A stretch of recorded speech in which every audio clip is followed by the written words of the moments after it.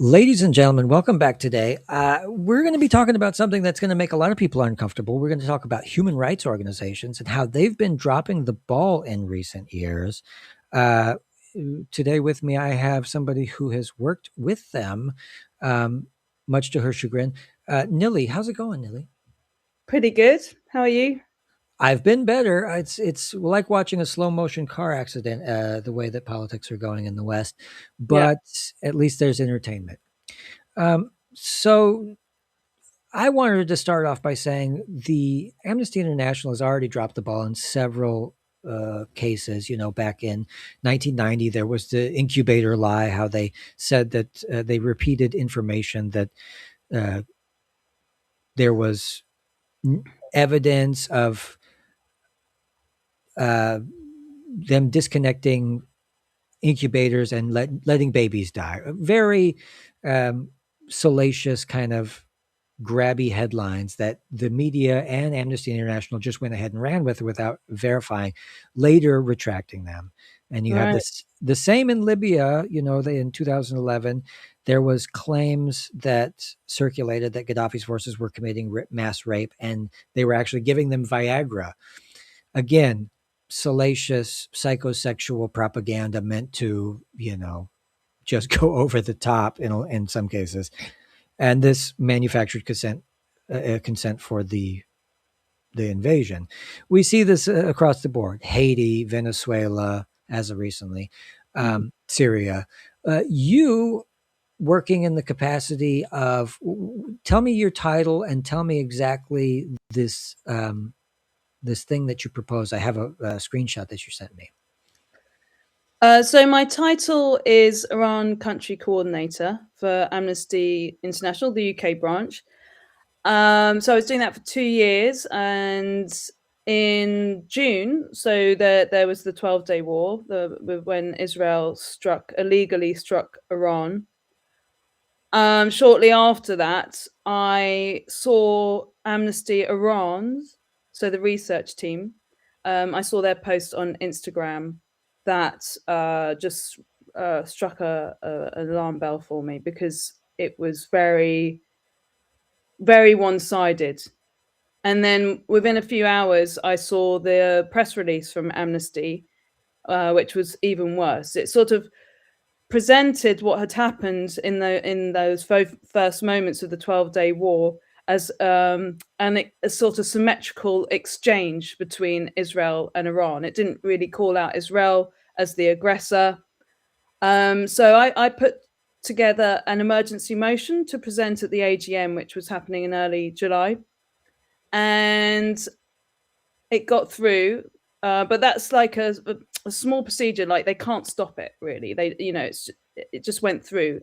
And then I presented it to the membership, and I got 86% of the membership supporting me.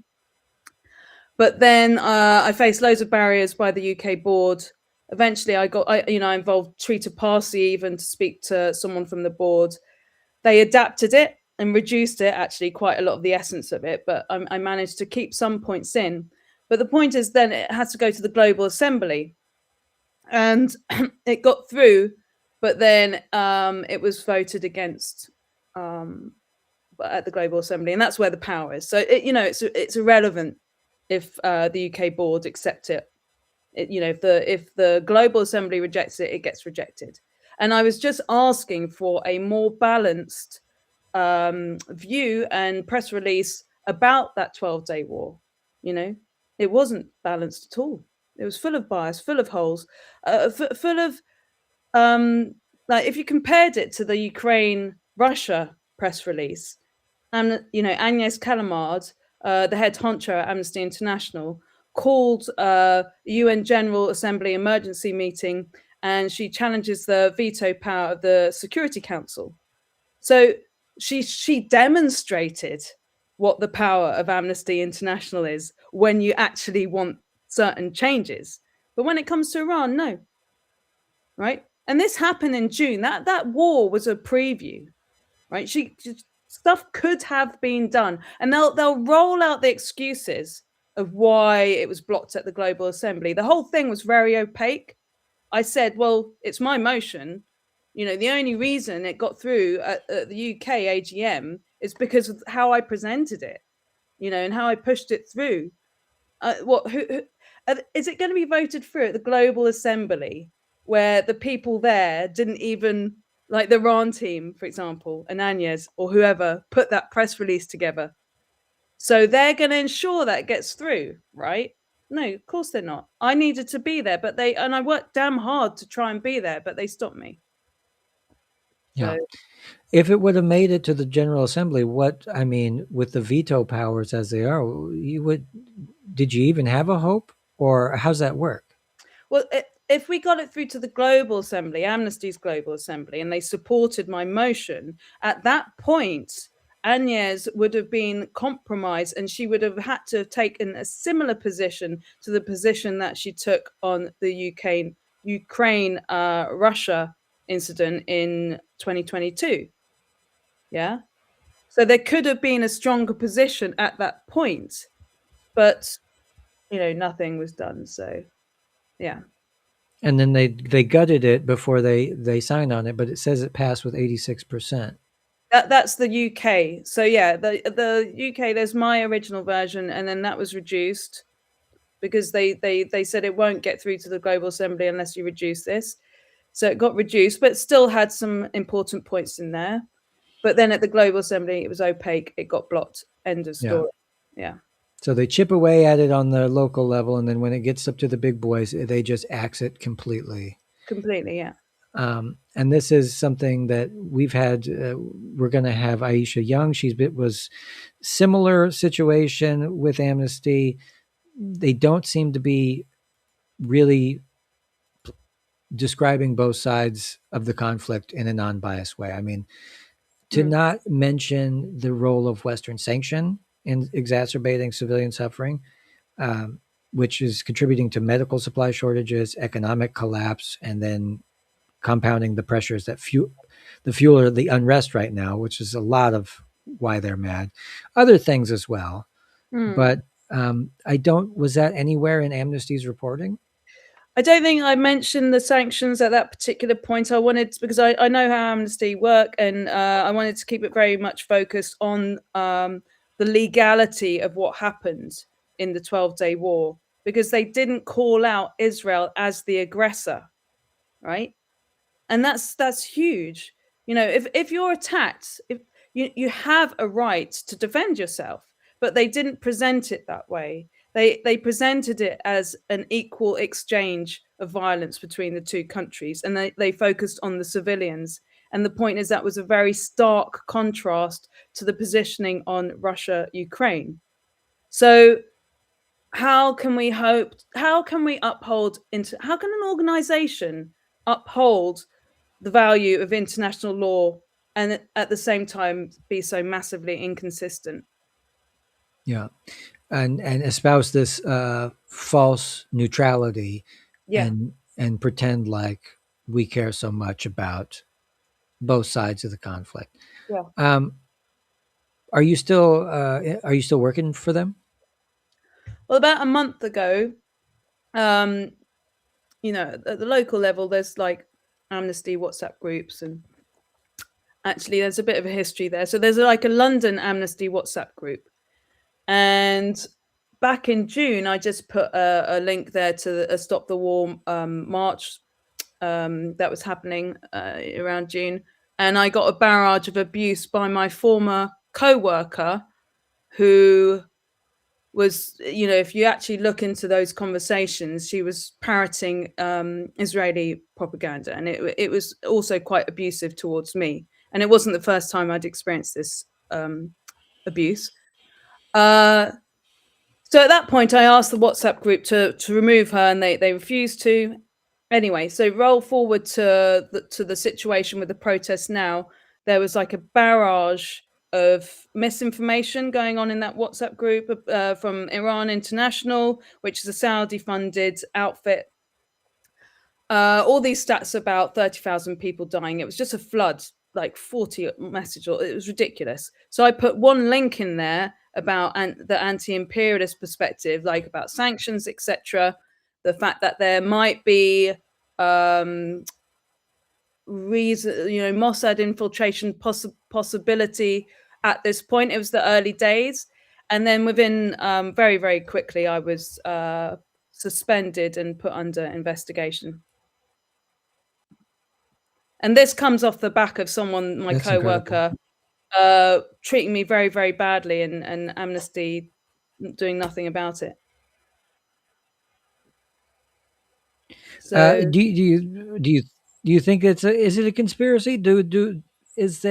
Are there people who are told to toe this line within the organization, or is it just them following Western media too closely, or what is it? I think it's a combination. I mean, without seeing solid evidence, I have a very strong feeling like, there's a strong line when it comes to things like Russia and Iran, sort of supposed enemies of the states here. I feel like there's an unwritten line you can't cross. But I think it's cultural as well. I think there's a massive lack of education. I mean, the fact that my emergency motion was well received, but that was a very well constructed argument, right? I don't Yeah, think it would have got 86% of the vote without that constructed argument. I do see that there's this sense, and it's within it's everywhere here in England.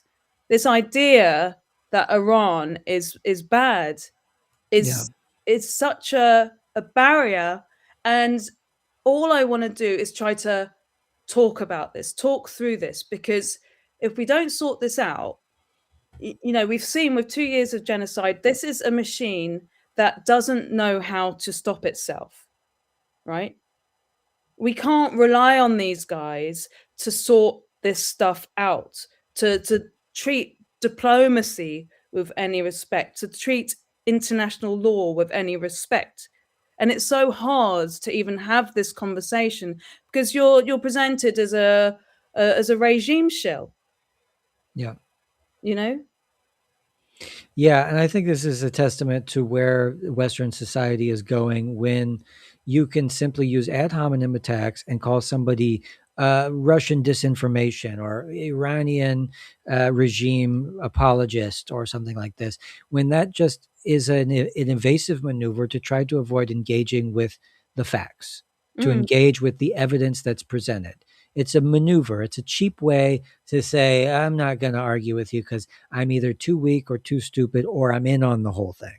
mm, Um, and you see this across the board with, especially during the time with Russia, because, like you said, this dual way of describing Russia's war of aggression and the terminology used in Western media, and then soften the tone for reports about Israel and what they do. mm, And for those small percentage of people in the West who are still educated, who still can sort of take the time and do some extra reading, um, we're completely frightened by the idea that you're right. We're behind a genocidal regime that can't stop itself. mm, And now that brutality and genocide has become not just normal, but the law in a mm. lot of cases, there isn't going to be an easy way out of it. And I think people who think they can even vote their way out of it might be surprised come next election cycle, depending on where you live, of course. Yeah, I think what's really worrying is that is becoming a polarizing issue, and I'm seeing voices that I really respect, anti-imperialist voices who kind of don't want to touch the subject of Iran. But if we don't talk about it, if we don't talk about the nuclear politics, if we don't talk about the destruction of nuclear watchdogs or the politicization of nuclear watchdogs, if we don't talk about Stuxnet, if we don't talk about these things, it's only a fraction of the picture. We have to talk about Iran. Iran's a key player in the region. It's a key power in the region. How can you not talk about it? But we have to talk about it in a very unbiased way. And we have to make space for that conversation, and pretty damn quick. Yeah. You know? It's funny. I think people in the past were more motivated to go to war over more trivial ideas. But the only way that people would really be on board with going to war in the more modern age is because of self defense. And if you can frame anything as self defense, then that becomes the strategy that you see. And so you do what Hitler did, which is send people into you send right wing thugs into left wing neighborhoods, communist neighborhoods, and beat them up. And then when they fight back, then they go and they run the press and say communist mobs overtake nice Aryan boys Hmm. and essentially flip it on its head. And this is what they're doing as a foreign policy, is saying we're going to bomb Iran without any for any reason really, and then we're going to run pieces that say we have to defend ourselves after Iran retaliates. As soon as Iran retaliates, the biggest headlines in Western media were about how Iran attacks the West, or Hmm. Well, Iran will respond because this is their existential crisis moment. But even like, and they're pushing it to a boiling point, right? And they're drawing it out as well. And we might just have lots of like little mini retaliations that could go on for ages and ages. But the point is, we're already at a stage where it's so incredibly dangerous. Like, I was listening to this interview with Patrick. I can't remember his surname, but he's a guy who knows a lot about the military, and he was talking about the 6 Day War and the false flag effect. So you can have, an American warship, and Israel will attack that in a false flag attempt. So it happens quickly. Israel doesn't claim that it's coming from them, and it draws America further into the war. So these sorts of tactics, they'll be thinking about these sorts of tactics, Israel, because they don't have a stop button. Okay, America might have a bit more of a stop button, but Israel's foot is on the pedal. mm, So we're already at that dangerous point, and Israel isn't part of the NPT. Yeah. Um, and we are in a nuclear age, but I think people here are so detached from that reality, like they're too scared to face that reality, that they're just putting their heads down. Let's carry on talking about Gaza because that's our comfort zone for now. yeah, yeah. And we don't even have the capacity to talk about climate change anymore because it's secondary to whatever's happening now, which Yeah. the desperation, I think, in the West is what is the smells the most, is even when you see this raw power and them, not just how they've treated Palestinians this whole time, but just this war or this genocide, better said, uh, and how they're actually more desperate than ever to get rid of Palestinians because the Muslim world is 1.5 billion people, and they have screwed up their economy and pinned all their hopes on neoliberal economics and stuff like that. And Israel has relied on U.S. handouts for 75 years, and it's going to come to an end. And we're seeing it fracture now. And now their economy is so dependent on Palestinians, and they've killed all these Palestinians.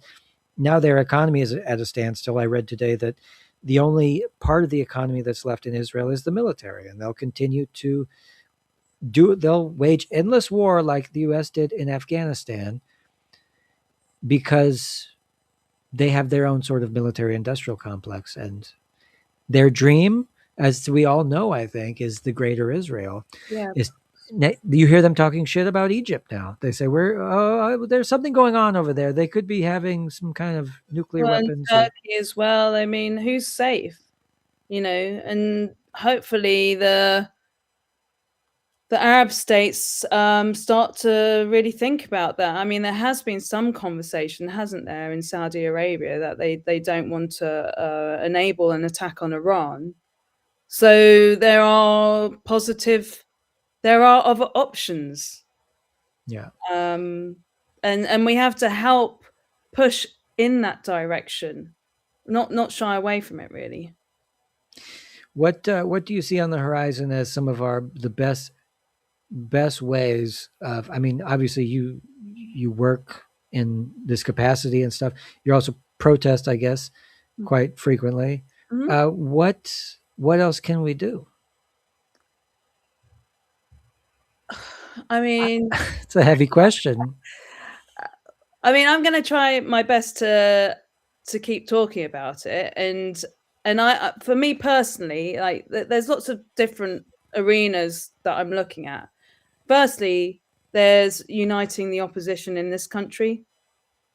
Um, a lot of people who maybe take a stronger anti-Zionist stance in the movement are getting quite sidelined. A lot of people who stand in support of Iran are getting sidelined.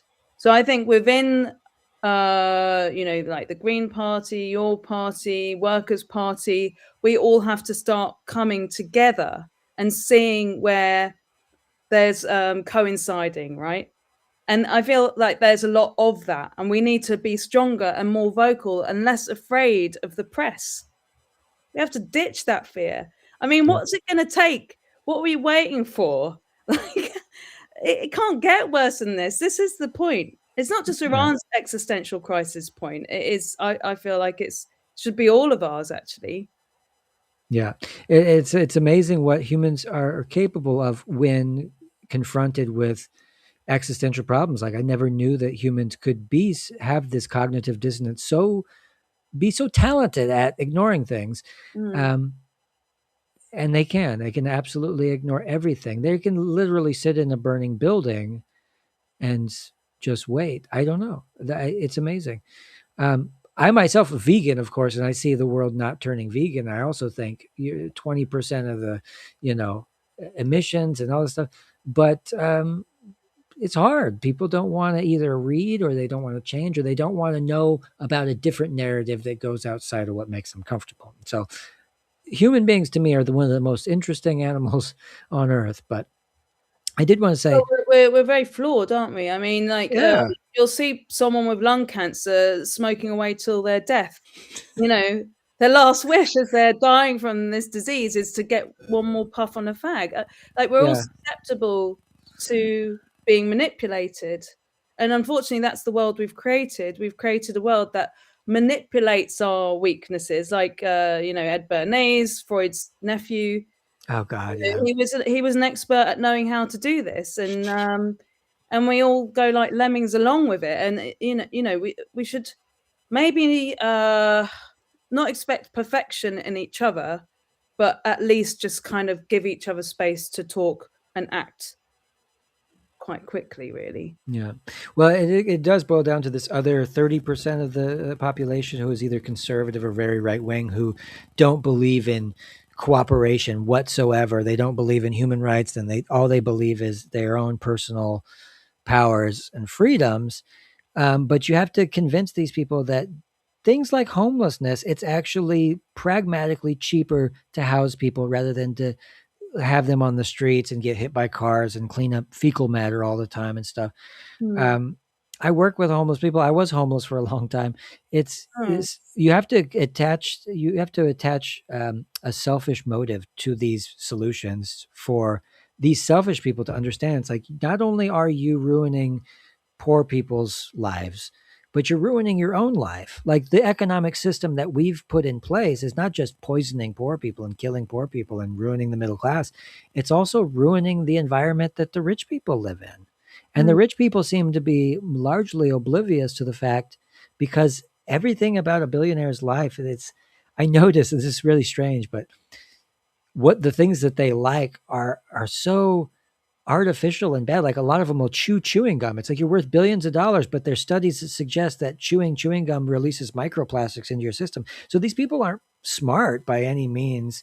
They Hmm. just have the control, their little artificial life, and what they think is cool and what they think is necessary luxury goods that are made by children in sweatshops at gunpoint. And then the world we live in and that we've made is frighteningly wrong. But if we reined in this 30% and made it so these type of people don't get to have one up over everybody else, then you might have a chance. But then you have the climate change and all this other stuff. Well, it's So all connected because, like, climate change is hugely impacted by war, isn't it? I mean, just the amount of all the bombs. I don't have the stats off the top of my head, but yeah, these, anyone can look them up. It's very clear that war has a very damaging effect on the climate and the whole, military industrial complex, and facilitating that has a huge effect. We don't have to have these kind of economies. We can have economies of care.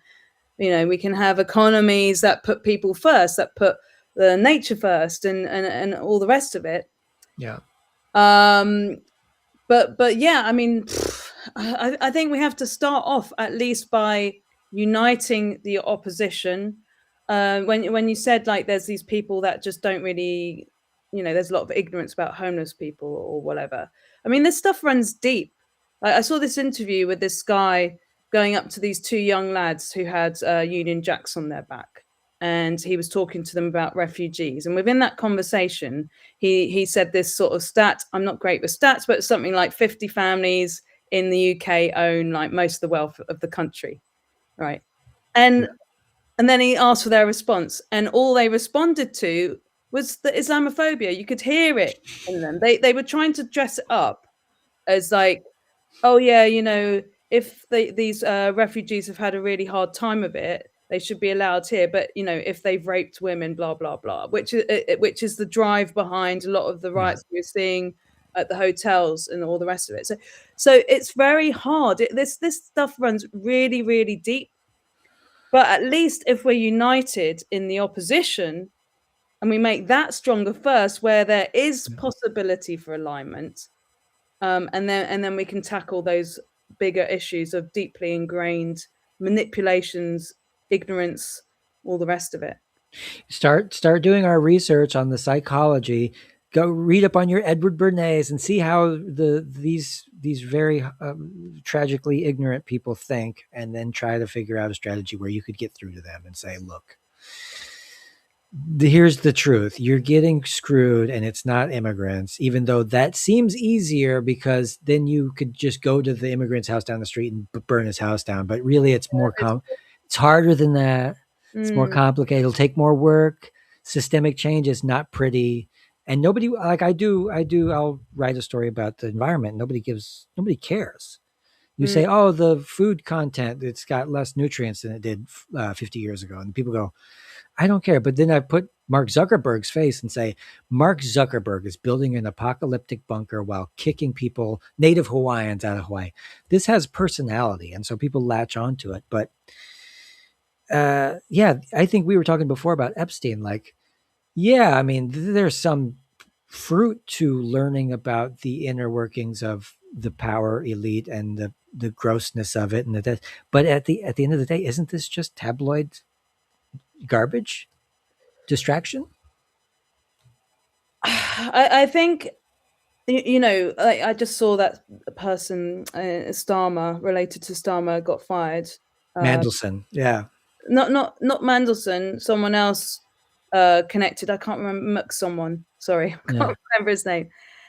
So he's a fall guy, right? And you've seen how the mainstream have pushed this into talking so much about Russia and Epstein, haven't they?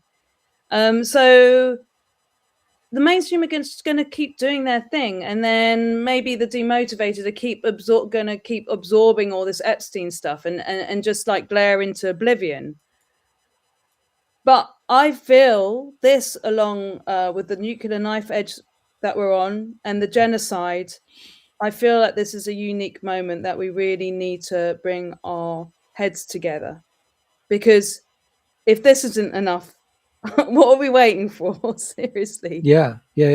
And I hope that everybody's figuring this out. Like, not to be that guy, but like, make sure you got enough food. Make sure I'm growing mushrooms right now because I think you do whatever you can to stop giving your money to corporations, first of all. Second of all, become independent from larger systems that benefit from these sort of these policies and these acts of brutality and everything that's going to, and don't give America your money, don't give Israel your money Mhm. as much as you can, um, and get, in order to get a balanced view too, you have to read Iranian state media, and then you have to read Western media, and then you have to do like a mathematical algorithmic, equation where you got to average them out and Mm. figure out what's probably true and what's not.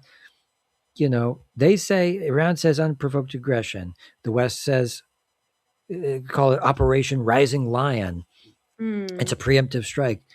Iranians said that there are Zionist agents. And even the West is actually admitting that that's true.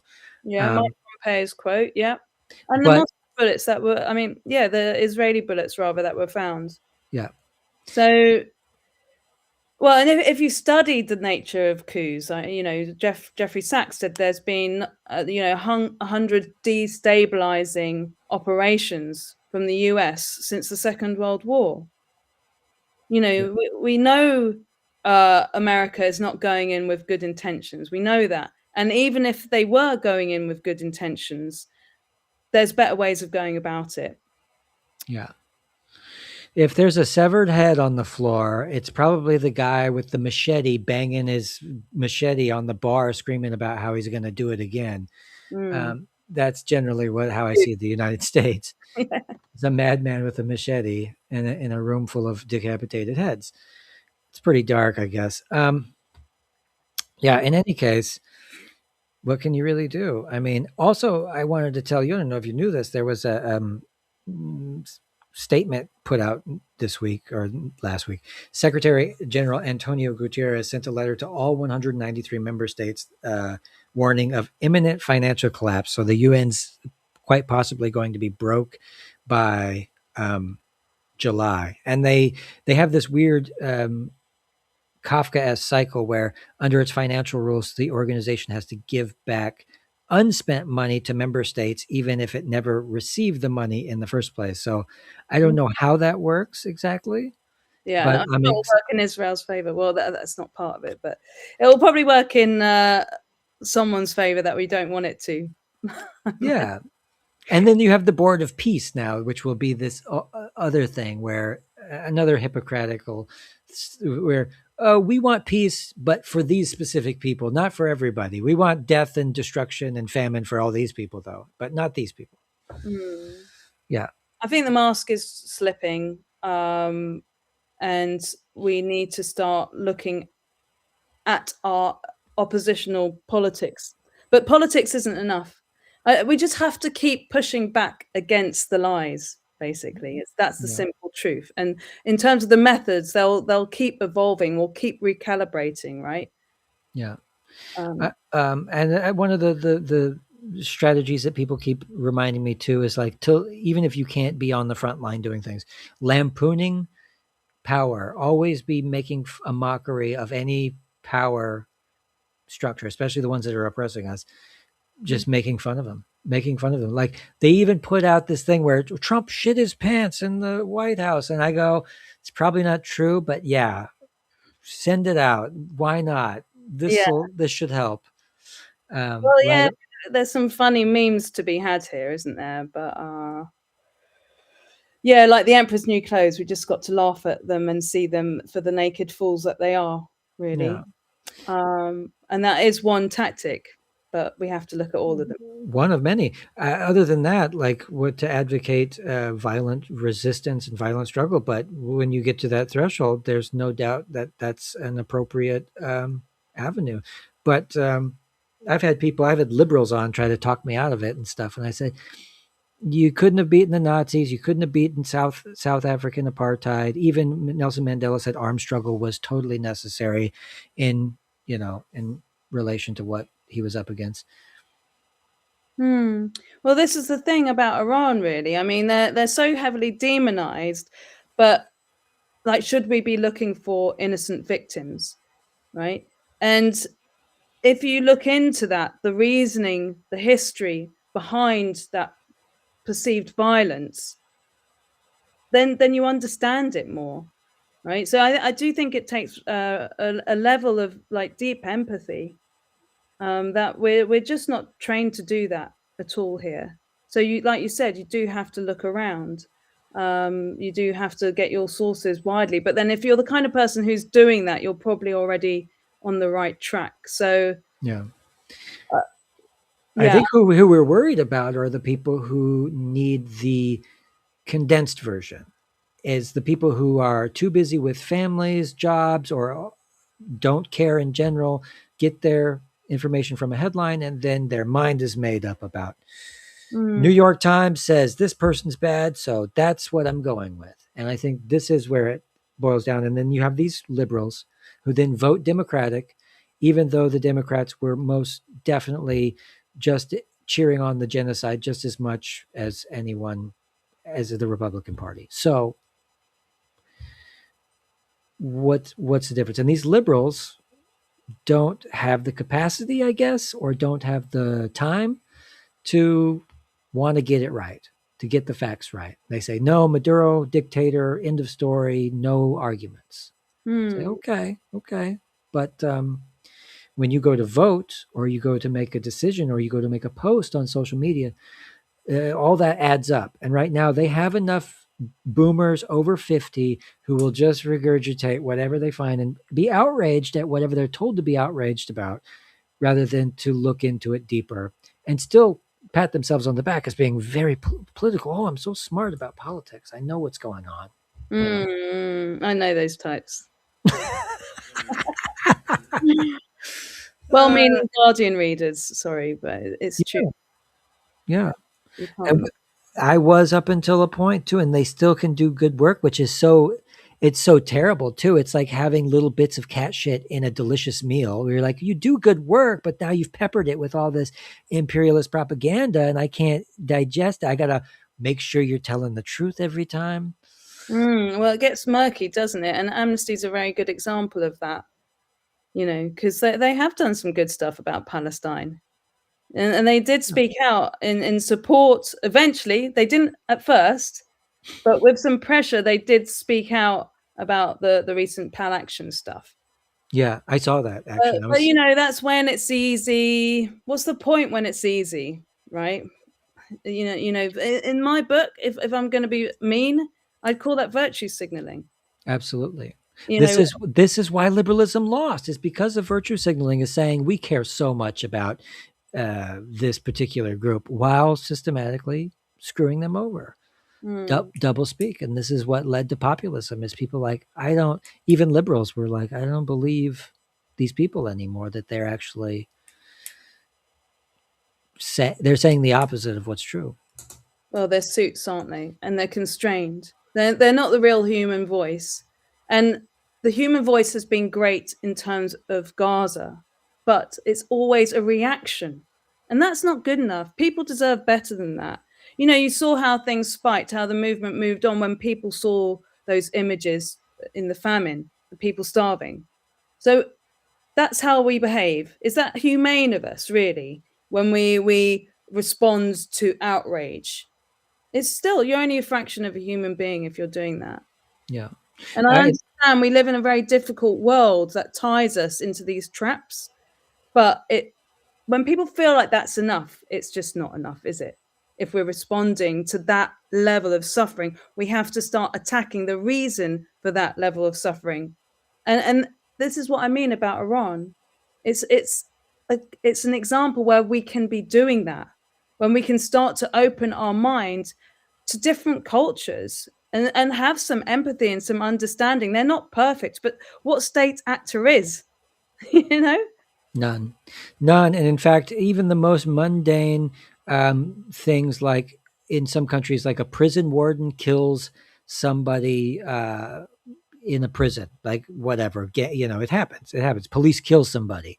Will if the country is our enemy, we'll immediately attribute it to the president. We'll say, "Oh, their regime killed these people." This is one of the human rights problems that was lodged against Gaddafi. They said there was a prison thing where a bunch of people got killed in a prison, something like this, and in America, we would just say, "Oh, the prison system's corrupt, and it's just a few bad apples, and we need to, and if police kill people in a foreign country that we don't like, we say the regime needs to be taken down. But on Yeah. our side, we're happy to say few bad apples. It's Exactly. It's like the Sarah Everard. I don't know if you're familiar with the Sarah Everard case, where that girl, in very sad, in England, got killed by a police officer. And then lots of other stuff was uncovered about the police. You know, if stuff like that happens in our countries of our enemies, it's a we have the right to go in and change them. So it's all politicized. It's never about care. It's never about the human rights. It's never about the people. These things are always weaponized. And I'm sorry, Amnesty plays a big part in that. So we have the privilege of having systems that countries can't come into and suddenly destabilize. They can't do that. you know, So they're just asking for that. They're just asking us to leave them alone. You know, democracies evolve organically. People respond to things, and you'll see that in the history of the Islamic Republic. People respond to the practicalities of life, and changes happen. It's not going to happen through the imperial powers, and it's pretty disgusting that the diaspora has responded the way it has. I mean, okay, I mean, there's lots of disgusting responses. I understand it because they are heavily traumatized, but that trauma should push them to dig deeper into the solutions. You can hear the grievances of people without respecting their solutions. And the diaspora that back the American Zionist response to what's happening in Iran, they're so blindsided. yeah. And I mean, no disrespect to diaspora. I mean, the people who leave these places, but generally, the people who leave are clearly less attached to the country in general, or have the means and the money to leave easily. And this is, I think, why I see this thing where you have Venezuelans in Miami that are cheering on regime change and cheering on the United States to bomb their home country. And they're fighting with me on the internet and saying, well, this, that, and the other. And I say, well, Like, you're you have not, no right. You have no right to have your opinion. You haven't lived that experience. Yeah, I've heard it. yeah. I've But heard. then, but you're, I've been getting very nasty messages, and they can try to bully me as much as they want because my mum's Iranian, and did have. I do know that trauma, but we have a wider lens where we've learnt to process it differently. yeah, And the way that they're just pushed out like that by the media, did you see my Homage to Lily thing with yeah, Chris McFlintoff? So, he's being rolled out, and he's an incredibly wealthy, successful individual that has become the mouthpiece, the fluffy, friendly mouthpiece for Iran. It's such sort of emotional and psychological manipulation that well meaning liberals, I'm sorry to say it, Guardian readers love a bit of that. Yeah. They just lap it up. Oh, I'm a good person. I'm a good person. I'm a good person. It's not about being a good person. It's about being pragmatic.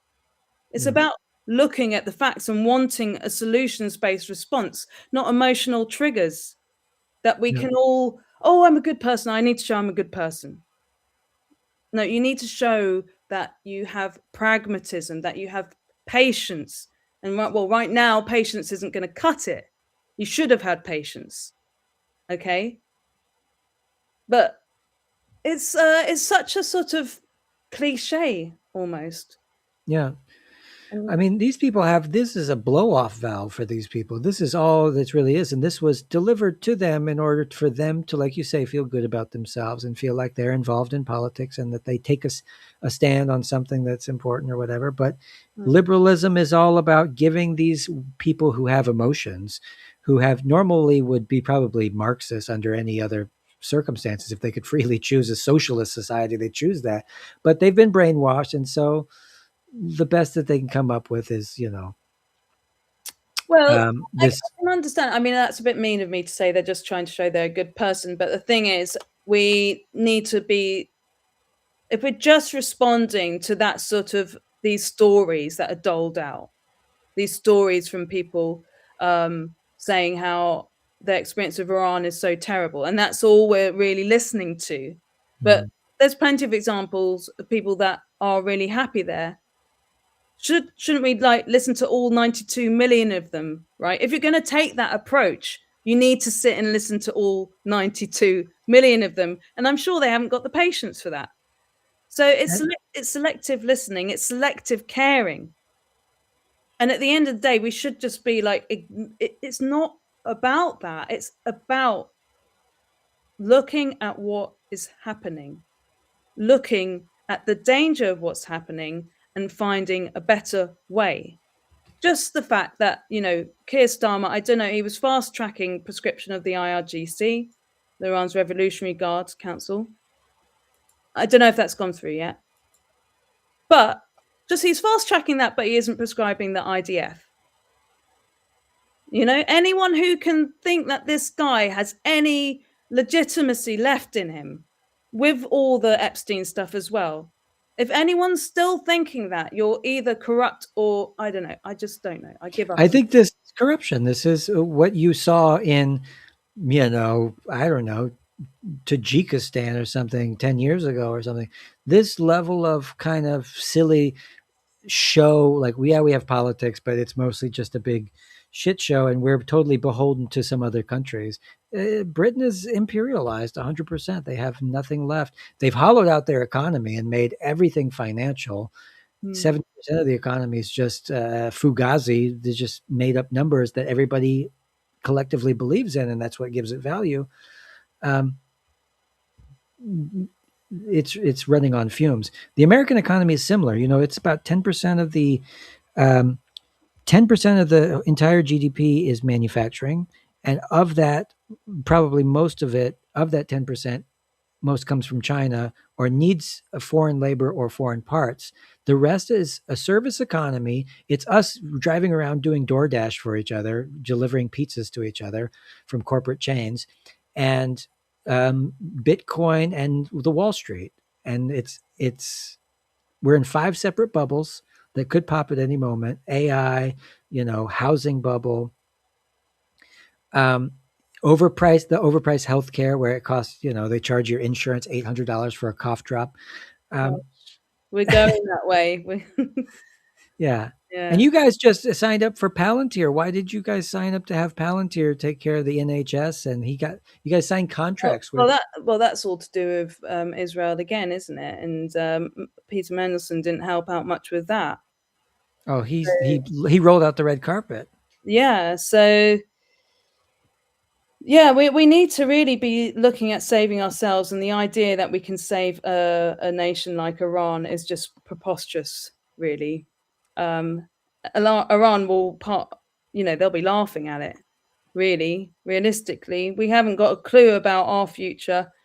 We need to start believing in the people here, investing in the people here. Stop looking out and start looking in. Really, I know these are sort of slogans that Yeah, politicians. yeah, totally. Yeah. But it's true.